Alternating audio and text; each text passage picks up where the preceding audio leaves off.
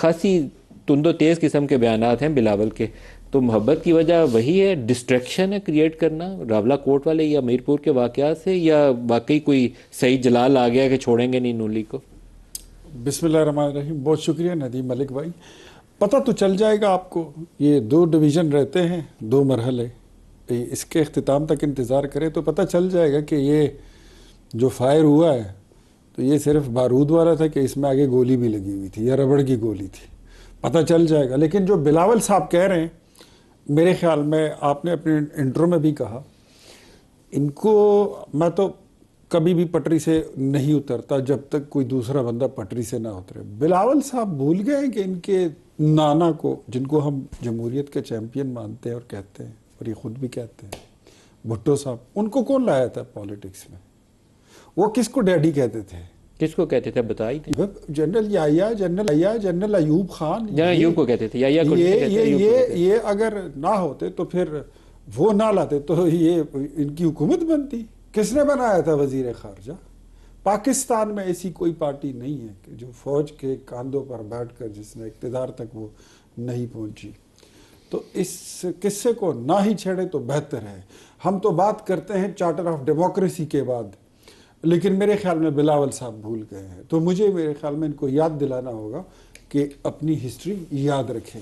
راولہ کوٹ کی بات کریں، میرپور کی بات کریں، تو آج آپ وہی کچھ کہہ رہے ہیں. کل آپ کا جو ورکر کنونشن تھا تو سامنے ایسا لگ رہا تھا، تصویر جو تھی تو وہ بلاول کی نظر آ رہی تھی، لیکن پیچھے جو آواز آ رہی تھی وہ جیک کی آ رہی تھی. پیچھے تو ایک جھنڈا میں نے دیکھا جو پیپلز پارٹی کا لگا ہوا تھا، لیکن ایسا لگ رہا تھا کہ ایجنڈا شاید جیک کا تھا. مہاجرین کی 12-13 نشستیں جو جیک سے ہضم نہیں ہو رہی تھی، ورنہ ہم نے تو ان کو انگیج کر کے بٹھا کے ان کی 38 نکاتی ایجنڈے کو اور مطالبات کو ہم نے تسلیم کر لیا. ایک چیز جو بظاہر پاکستان پیپلز پارٹی نہیں بولتی تھی، اور یہ لوگ کہتے تھے کہ نہیں مہاجرین کی نشستوں پر یہ خاموش ہو جاتے تھے، آج یہ وہی کچھ بول رہے ہیں جو جیک بول رہی ہے، کشمیر ایکشن کمیٹی مینز. تو اب یہ سلسلہ میں تو اس کو اسی طرح دیکھ رہا ہوں کہ بلاول صاحب کی وہاں پر حکومت تھی، ان کے جو وزیر اعظم ہیں فیصل ممتاز راٹھور، انہوں نے وہاں کے جو جوائنٹ ایکشن کمیٹی کا دھرنا تھا، جو انتشار تھا، اس کو فیسیلیٹیٹ بھی کیا ہوگا، اس کو فنڈز بھی دیے ہوں گے، اور اس میں ان کی من مرضی بھی شامل تھی. جہاں پر الیکشن کی بات ہے تو یار تھوڑا سا حوصلہ کریں، تھوڑا سا دل بڑا کریں.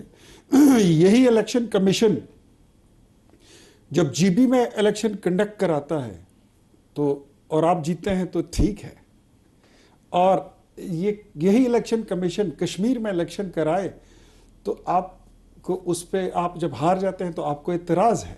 تو یہ ڈبل سٹینڈرڈ ہے. اور ساتھ میں یہ بھی ایڈ کر دوں کہ آپ کے امیدواروں کے گھر سے ہم نے پولنگ کا عملہ اور پولنگ کا میٹیریل الیکشن کی رات پہ ریکور کیا. ایک جملہ اور سن لیجئے.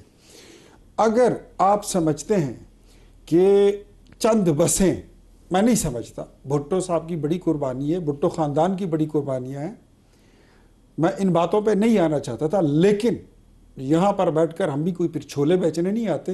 ہماری بھی جماعت ہے اور ہم بھی اپنی قیادت کا دفاع کرنا جانتے ہیں. یہ اتنی بڑی پارٹی جو کہتے ہیں کہ ہم نے اپنے سر بھی کٹوا دیے، پھانسی بھی جھول گئے، یہ اتنی بڑی جماعت یہ 10 بسوں میں بہ گئی، ساری کی ساری اس میں آ گئی اور چلی گئی. گیلانی صاحب آپ سے اس کا جواب چاہوں گا، بلاول کی تنقید اور پی ایم ایل این کا جواب، آپ کیا کہتے ہیں؟ یہ لوگ لگا کے گئے. اختیار صاحب پہلے تو آپ سی وی کا ہی جواب دے دیں.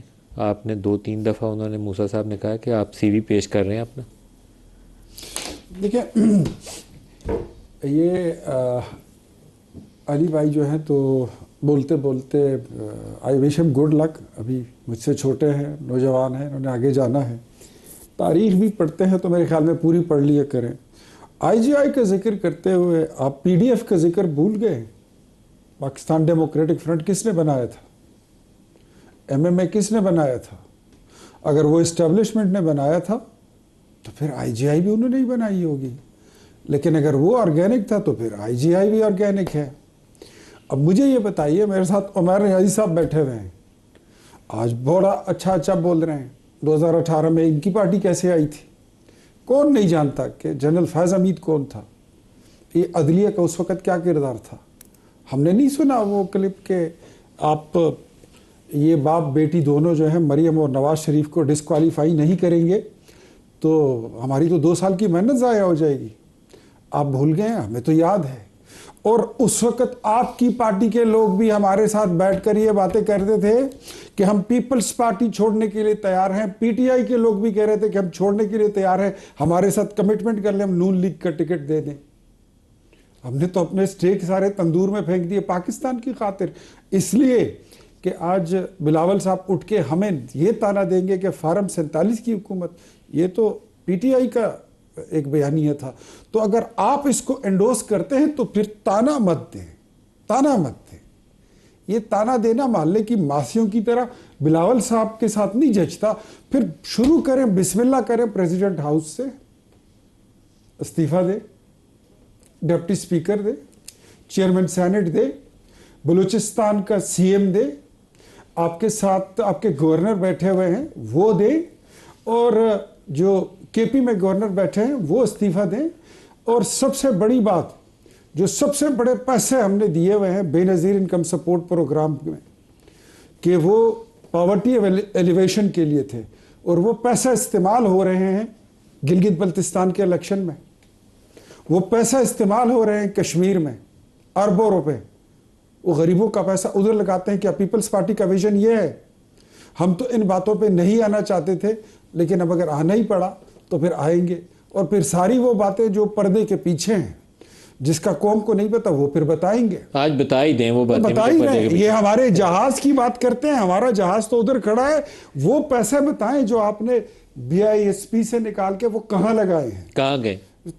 الیکشنوں پہ لگاتے ہیں, اپنے امیدواروں کو دیتے ہیں. چودھری یاسین صاحب, اختیار ولی صاحب, کوئی ایک راستہ بھی ہونا چاہیے نظام کی اصلاح کرنے کا. جب سارے کہتے ہیں کہ 18 بھی ٹھیک نہیں تھا, 24 بھی ٹھیک نہیں تھا, 85 90 سارے الیکشنوں کا تذکرہ ہو گیا, تو درست کرنے کے لیے تو کچھ راستہ ہوگا. سب سے پہلے تو عمیر نیازی صاحب ادھر بیٹھے ہیں, یہ لے لیں نظر اپنے لیڈر کی ذرا گارنٹی لے لیں کہ وہ کتنی دیر کے لیے سول سپرمیسی کا نعرہ لگا رہے ہیں, وہ کتنی دیر کے لیے ڈیموکریٹ بنیں گے.